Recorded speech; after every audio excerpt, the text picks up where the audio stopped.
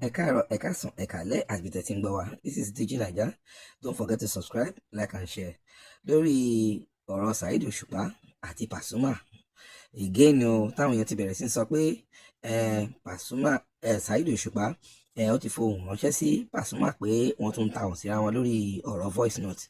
Òun ni àfáàsì náà ti wá jáde báyìí o láti wá ṣe àlàyé gbogbo bí ọ̀rọ̀ náà ṣe jẹ́ pé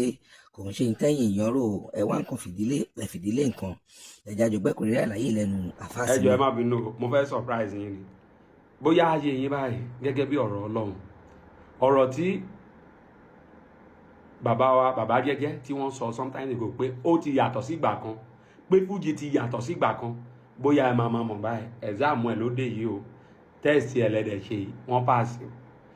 Orin tí King Dr. Saheed Òṣùpá Akúrédé ọba kọ pé mo mà ná bí Pàṣọ nínú olórin fújì o, mo mà ná bí Òṣùpá Saheedon pápá ọba, bóyá ọmọ máa yé yín pàná bí Ọlọ́run ní bọ́tẹ́ ẹ̀ bá gbà Kùránì ní kí n sọ fún yín lọ́wọ́ sàlẹ̀ bí ó ní kàlà sáfà tá àlàmùnà ẹ̀ ń bọ̀ wá mọ̀ o,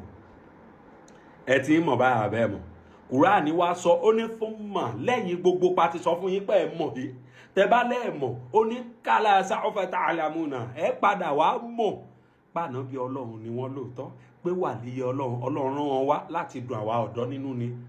èyí ṣẹ̀jẹ̀ ríru tẹ́ ń fúnra yín wọ̀nyí o, ẹ wá fọkànbalẹ̀ wọn ò fiṣẹ́ rán mi ò bọ̀ mo fẹ́ ṣòfò fún yín páwọn méjèèjì wọ́n ń pera wọn, mo fojú mi rí inú wọn dẹ̀ ń dùn lásìkò tẹ́lòmíì ti kó ẹ̀jẹ̀ ríru bára ẹ̀ ẹni sùúrù kò lédè bẹ́ẹ̀. Voice note tẹ́ ń wò yẹn ó ti ju 3 years lọ it's more than 3 years. Bọ̀bọ̀ ọmọ náà yẹn ó kàn mọ̀ọ́mọ̀ fẹ́ fi lè dá commotion sílẹ̀ ni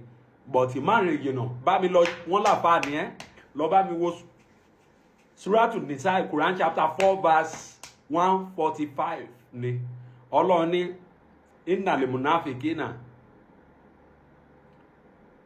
munafikina fi darkil asfal minan nar. Ọlọ́run ní àwọn hypocrite èèyàn, àwọn òbílẹ̀jẹ́ èèyàn, àwọn ọ̀dàlúrú èèyàn, àwọn ọ̀bàyéjẹ́ èèyàn, àwọn gbọ́yìísọ̀yé èèyàn, Ọlọ́run ní darkil asfal minan nar. Ọlọ́run ní inú kòtò inú iná ní sàlẹ̀sàlẹ̀ ni wọ́n wà. Dada ẹjọ́ ẹ lè correct mi, ó wá tẹ̀síwájú nínú àyà yẹn ó ní wàlákín tẹ̀jídà kínní kan nasir pé wọn ò ní alárànṣe àtijọ́ tó ti release voice note yẹn Quran ló sọ bẹ́ẹ̀ o, ó láláàánú ti jìnnà sí ẹ èmi kan mo sọ tó bá rún ẹ lójú lọ sí Quran yẹn Quran chapter 4 verse 145 ló sọ bẹ́ẹ̀ o, ó ní inú iná ló lọ tó bá dẹ̀ lóbi lọ sọ fún wọn fẹnu ara ẹ sọ fún wọn pé màámi bàámi ẹ lọ bí mi ó ti sọnù láyé torí kí ni ibi tó ń dùn òun gbìyànjú ó fẹ́ wọbẹ̀ bọ̀tì Pàṣọ ti kọ́ lórí pé nǹkan tó ń ṣẹlẹ̀ láàrin àwọn méjèèjì ò lè wọbẹ̀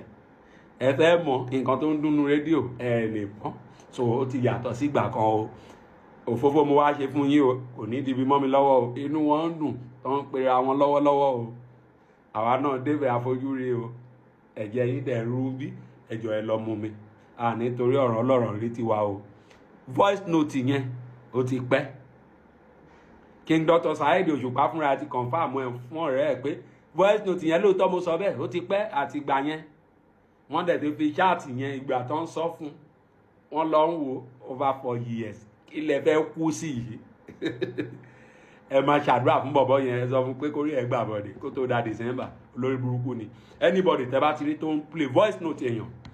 mo ti sọ èèyàn olórin ẹ ṣọ́ra fún blogger o, ẹ ṣọ́ra fún anybody o, ẹ ṣọ́ra fún bloggers àwọn ló lè dàárín yín rú especially anybody tẹ́ bá ń sanwó fún ẹ nígbà tí san ẹni tó bá wá tó ti nífẹ̀ẹ́ yín kò ní dà yín bọ̀ tó bá jẹ́ pé ẹ̀ ń sanwó fún ni wàhálà ni bọ̀ King Dr. Saheed Òṣùpá mo fẹ́ràn ẹ̀ fún nǹkan mẹ́ta máa ka nǹkan mẹ́ta yẹn tó bá ti dé time nǹkan mẹ́ta wà lára Òṣùpá tí mo fi gbà fún Ọlọ́run tèmi náà fi gbà pàánù ẹni tó bá ní nǹkan ẹ ṣáà tiẹ̀ ká sọ pé ó ní nǹkan Ọlọ́run ìfẹ́ tó dẹ̀ wà láàrin wọn yìí. Akóredé Mandata ẹ ò lè rárín wá